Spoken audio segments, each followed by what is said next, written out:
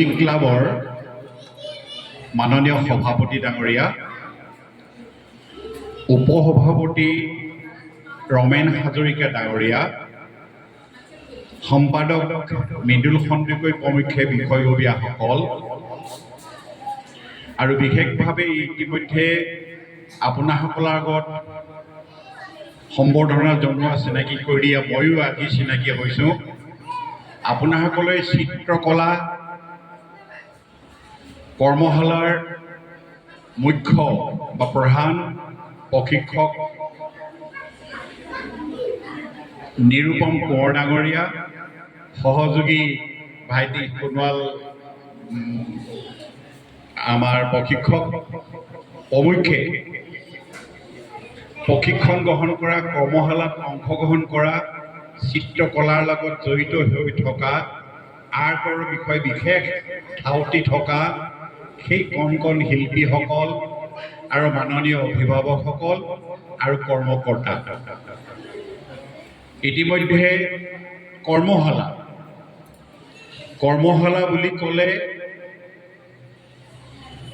এটা কৰ্মশালা হ'ল যেনে ধৰক বিভিন্ন বিষয়ৰ ওপৰত, বিভিন্ন যন্ত্ৰ পাতিৰ ওপৰত, বিভিন্ন বিষয়ৰ ওপৰত কৰ্মশালা হয়। এইটো আমি কৰ্মশালা বুলি ক'ব পাৰোঁ বা আমি প্ৰশিক্ষণ হিচাপে কাৰ্যসূচী হিচাপে গ্ৰহণ কৰিব পাৰোঁ।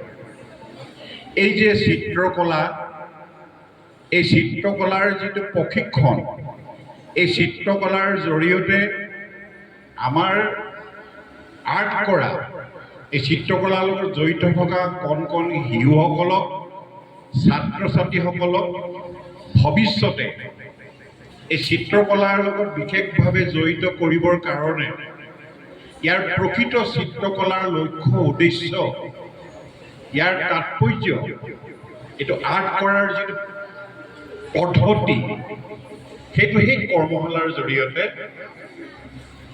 আমাৰ প্ৰশিক্ষক ডাঙৰীয়া ইতিমধ্যে আপোনালোকক এই বিষয়ে বিশেষ সম্যক জ্ঞান দিছে আৰু ইয়াৰ লক্ষ্য উদ্দেশ্যৰ সন্দৰ্ভত মোতকৈও বেছিকৈ তেওঁৱে ভালকৈ কথাখিনি ক'ব পাৰিব। গতিকে আমি এই যে ছাত্ৰ ছাত্ৰীসকলে যিয়ে অনুষ্ঠান নহওক কিয়, যিকোনো বিষয় নহওক কিয়, আমি প্ৰকৃতাৰ্থত লক্ষ্য উদ্দেশ্যত উপনীত হ'বলৈ হ'লে সেই বিষয়টোৰ ওপৰত আমি কৃতকাৰ্যতা লাভ কৰিবলৈ হ'লে, পাৰদৰ্শিতা লাভ কৰিবলৈ হ'লে আমি সেই বিষয়টোৰ প্ৰশিক্ষকসকলে দিয়া সেই প্ৰশিক্ষণবিলাক, পদ্ধতিবিলাক, প্ৰণালীবিলাক তোমালোকে আয়ত্ত কৰিব পাৰিব লাগিব। ঠিক সেইদৰে ছাত্ৰ ছাত্ৰীসকলে পঢ়া শুনাৰ ক্ষেত্ৰতো তেওঁলোকে যিসকলে পদ্ধতিগতভাৱে একাগ্ৰতাৰে মনোনিৱেশ কৰি শিক্ষক শিক্ষয়িত্ৰী আৰু আমাৰ শিক্ষাগুৰুসকলে দিয়া এই জ্ঞানটো যেতিয়া ভক্তিপূৰ্ণভাৱে শ্ৰদ্ধা ভক্তিৰে প্ৰশিক্ষকৰ পৰা সেই জ্ঞানবিধ যেতিয়া আয়ত্ত কৰিব, তেতিয়া নিশ্চয় সেই ছাত্ৰ ছাত্ৰীয়ে ভৱিষ্যতে উন্নতি কৰিব। এতিয়া ছাত্ৰ ছাত্ৰীসকলৰ ক্ষেত্ৰতে কৈছোঁ, এই যে আমি এতিয়া তোমালোকৰ সন্মুখত বহি আছোঁ, আপোনাসকলৰ সন্মুখত আমি বহি আছোঁ, মই বৃদ্ধ, এওঁলোক যুৱক, এওঁলোক আমাৰ সমপক্ষৰ যুৱক হিচাপে এই প্ৰকৃতিৰাজি দৃশ্যটো আপোনাসকলে উপভোগ কৰিব পাৰিব। এই সেউজীয়া আকাশখন, আমাৰ এই সেউজীয়া পাহাৰখন, আমি কলা, বগা, ৰঙা, হালধীয়া, সেউজীয়া এই ৰংবিলাক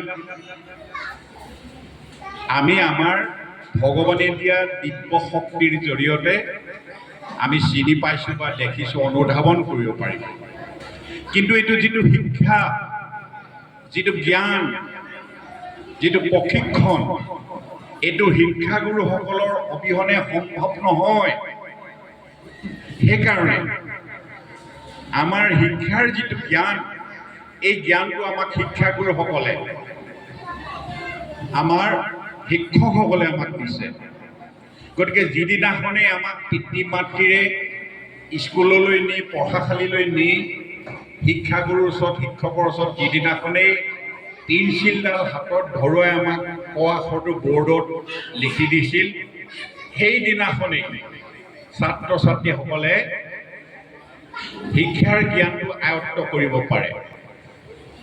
গতিকে শিক্ষকসকলে দিয়া, শিক্ষাগুৰুসকলে দিয়া এই জ্ঞানৰ যিটো দৃষ্টি, জ্ঞানৰ যিটো চকু, এই জ্ঞানৰ বিনিময়ত আমি ছাত্ৰ ছাত্ৰীসকলে গোটেই জীৱন সেই শিক্ষাগুৰুৰ ওচৰত আমি কাম কৰিলেও তাৰ ধাৰ বুজিব নোৱাৰোঁ। গতিকে আমাৰ ছাত্ৰ ছাত্ৰীসকলে আমি শিক্ষক শিক্ষাগুৰুসকলক তেনেধৰণে আমি জ্ঞান কৰিব লাগিব। গতিকে কেৱল শিক্ষাই নহয়, এই যে চিত্ৰকলা, এই যে আৰ্ট, ই এটা জীৱনৰ ডাঙৰ এটা লক্ষ্য উদ্দেশ্য হোৱা উচিত। ই এটা অন্যতম অভিজ্ঞতা। এই আৰ্ট যে আমাৰ শিক্ষাগুৰুসকলে, প্ৰশিক্ষকসকলে যেনেধৰণে আপোনালোকক টিপনি দিছে, যেনেধৰণে প্ৰণালীগতভাৱে পদ্ধতিগতভাৱে আপোনাসকলক এই চিত্ৰকলাৰ যিটো প্ৰশিক্ষণ কৰ্মশালাৰ জৰিয়তে তোমালোকক দিয়াৰ যিটো চেষ্টা কৰিছে, ই এটা মহান কাম বুলি ভাবিছোঁ। এই কলা, এই আৰ্ট অফ লিভিং, এটা কলা অৱশ্যে চিত্ৰকলা। আৰু কলা বুলি ক'লে কিন্তু বহুত কলা, বিভিন্ন বিষয়ৰ জীৱনৰ লগতে এটা কলা